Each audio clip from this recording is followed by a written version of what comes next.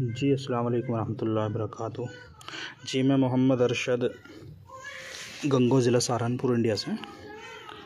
ये मैंने कुश्ते रस कपूर बनाया है अक्सर कैंसर, ब्रेस्ट कैंसर। और भाई हकीम फ़हीम सन्यासी साहब के बताए हुए तरीक़े से मैंने एक अमल किया था। पहली मर्तबा तो ये नहीं बना था। देखो आप देख रहे हैं माल्टा कलर का कुश्ते रस कपूर उन्होंने बताया था ऐसा निकलेगा।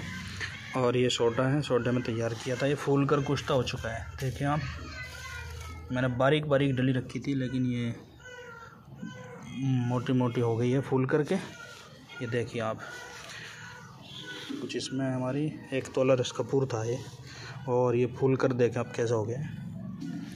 और ये हमने आग दी थी इसको कोयलों की, 3 किलो कोयले की दी थी। देखें ये इसमें तैयार किया है हमने।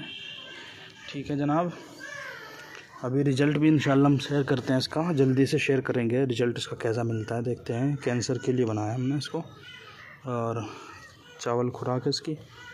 बहुत शुक्रिया भाई फ़हीम सन्यासी साहब, जज़ाकल्लाह।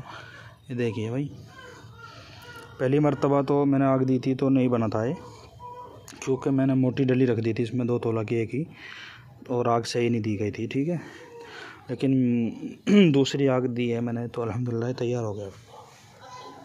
ठीक है, जज़ाकल्लाह।